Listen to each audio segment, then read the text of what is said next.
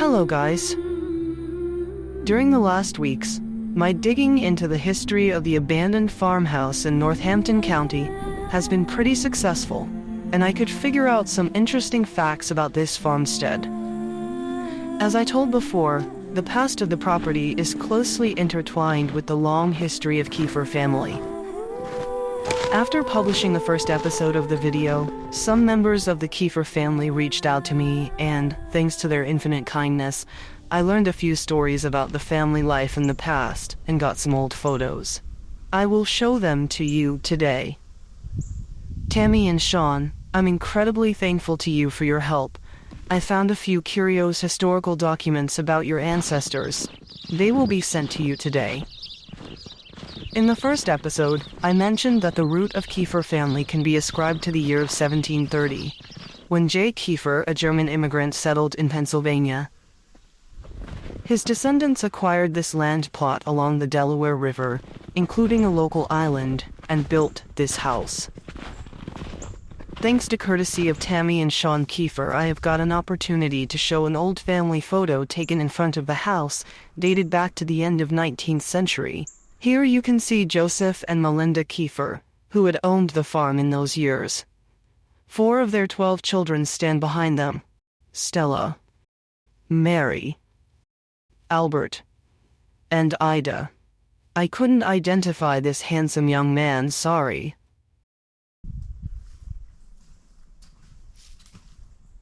I found a reference to Joseph Kiefer family in census records of Northampton County, dated back to 1870.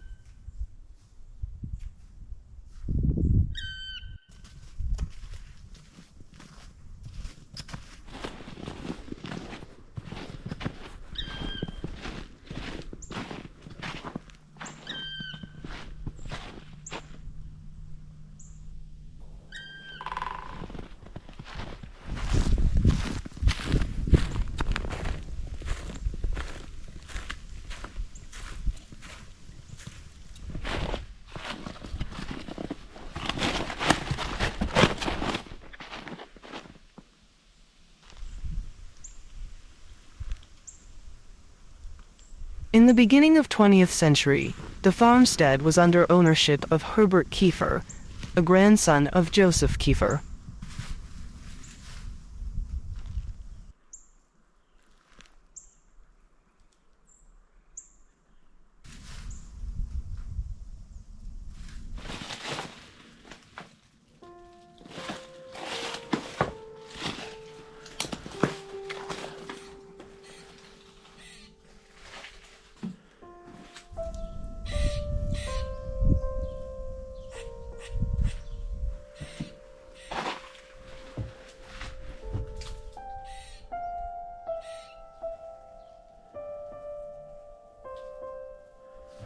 After World War I, Herbert Kiefer sold the property to his son Arlington. Time has preserved some documents related to Arlington's life.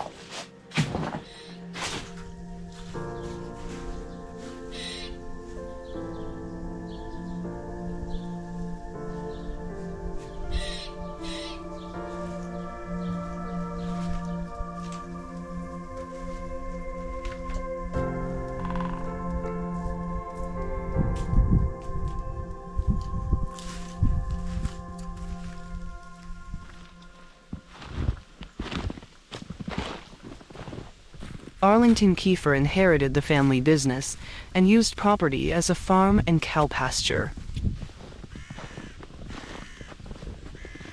Also, he leased a section of the island to the Boy Scouts in the 1930s and 1940s for a summer camp, and charged them $1 a year for the lease.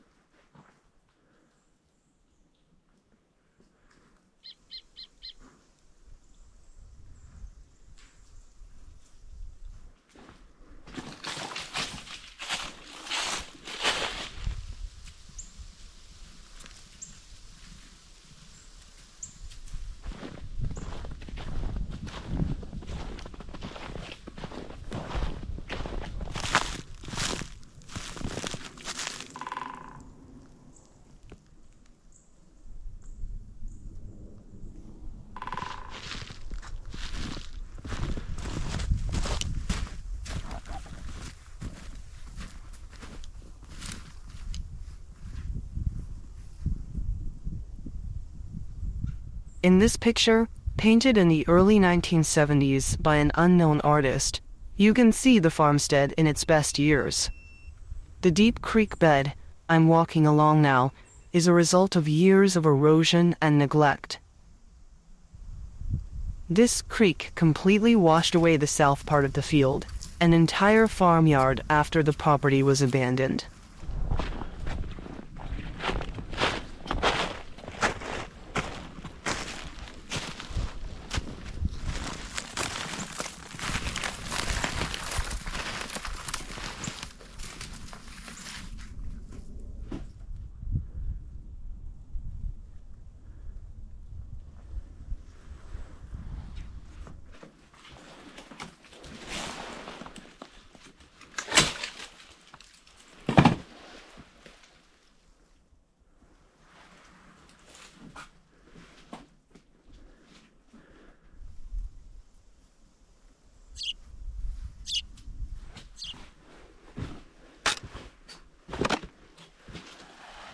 The last owner, belonging to the Kiefer dynasty, George Kiefer Sr., bought the farm from his father Arlington in 1953 for $10,000, with everything: cows, chickens, a tractor, and a couple of wagons.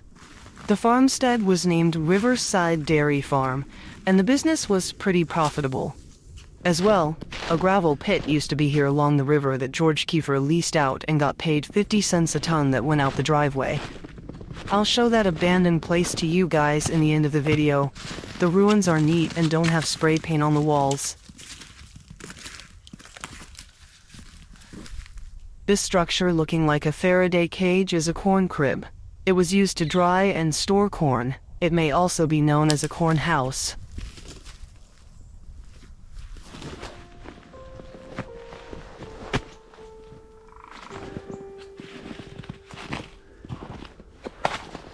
I still don't know how farmers protected corn in these cribs from birds and mice. If you do, leave a comment please to let me know.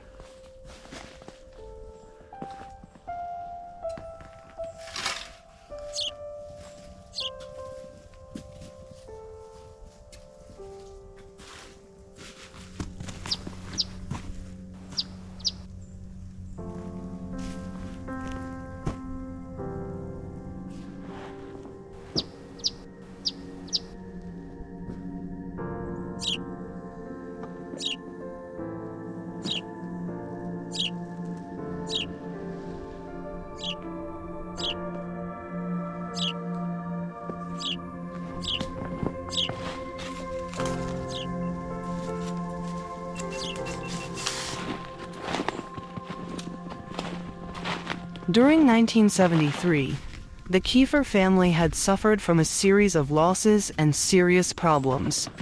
Mother of George Kiefer, Grace Kiefer, passed in April 1973. Father Arlington Kiefer passed in June of same year.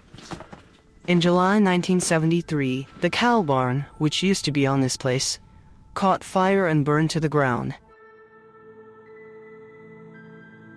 The house suffered extensive damage from the fire as well, and became uninhabitable.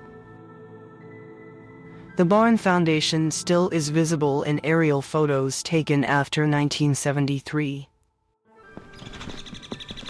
George couldn't rebuild the house, and the family had to move. Nevertheless, the property had been under Kiefer's ownership until 2003. The next owner purchased it to make a bed and breakfast place out of it, but failed. The construction site burned down again around 2007 and since stays abandoned.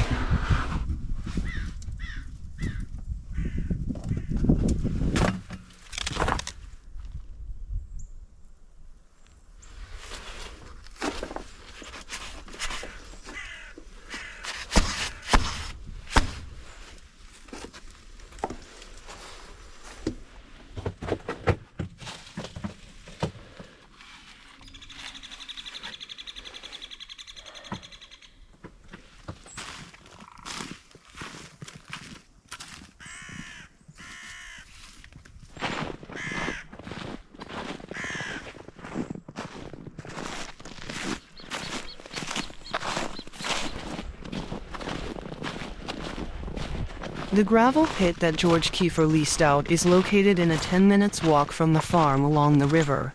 It had been active between 1940 and 1955. Two of its structures have survived to this day: the truck loading station and engine house ruin. It was nice to find these concrete walls free of ugly graffiti.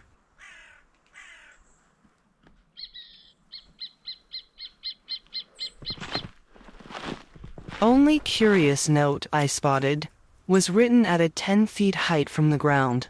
This water level mark was done by red paint in August of 1955, when the Delaware River experienced record flooding caused by two hurricanes that hit the area within a week. Hurricanes Connie and Diane caused extensive property damage and loss of life in Pennsylvania and New Jersey. Over 100 lives were lost due to the flooding. I believe that the flooding caused the gravel pit to be abandoned in those years.